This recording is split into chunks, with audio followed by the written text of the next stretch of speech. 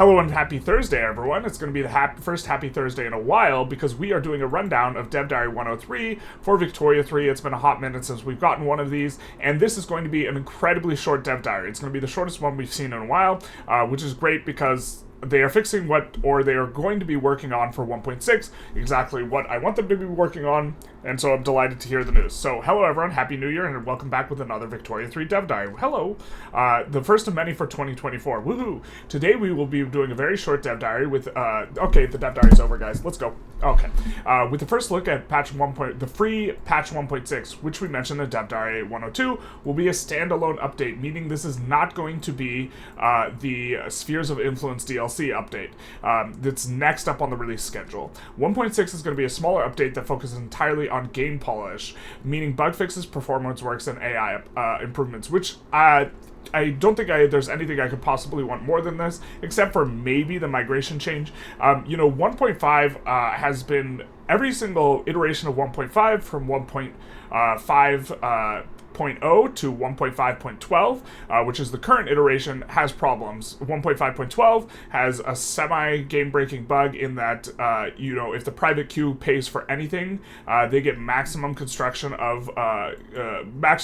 of construction, which causes they pay for 20% of the queue and they get 75% if you're on laissez-faire. Kind of a bit of a frustrating thing. And you can go down the list of every single 1.5 update, and they've all had issues. And so I could not, if they were announcing, like, for example, a new feature, I would not be as happy as I am with this, where they're saying, hey, we're just going to lock it in and, deliver something that's going to be pretty stable. And not adding any new features to the game, since after the massive slew of changes from the game that was 1.5, we went instead to focus on smoothing out some of the rougher edges of the game. Perfect. While we could of course, continue to release hot fixes for 1.5, which is kind of what they've been doing, focusing our efforts on a proper update instead is going to allow us to tackle things partially on the performance and military pathing sides that would be too risky to include in a hotfix. I don't know too much about game development, but this sounds reasonable to me, so let's continue. While all this means you shouldn't expect much to change on the post-release plans roadmap from 1.6 alone, this is fair. This is fine. We don't mind this. We just want performance. So performance has also been slowly degrading, I feel like, since 1.2. I think that, like, 1.0, 1.1 improved on 1.0, and 1.2 improved on 1.1, although my memory at this point is a little bit fuzzy on those. Maybe it's just, everything's greener grass on the other side type of thing, something like that. But rose-colored glasses. But as they add new features, of course, the game is going to get slower, and so at a certain point, you have to stop adding new features and instead improve the performance of the game. Although they've done a lot to improve performance, a lot of that has been actually slowing down the player. A lot of the economic changes make it harder to just, blast really high, and it makes reaching 1 billion, 2 billion, 5 billion, 10 billion GDP a lot harder.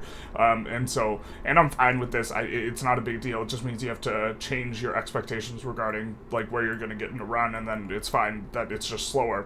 Also, it makes it so you don't run out of resources as fast. Okay. While this means you shouldn't expect so much, quality of life changes, including the new POP browser, new interface inspired by Victoria 2's POP interface, which gives you a comprehensive overview of your country's population that allows you to more easily identify problems or opportunities, such as pinpointing where exactly those 1 million radicals that keep starting up are coming from.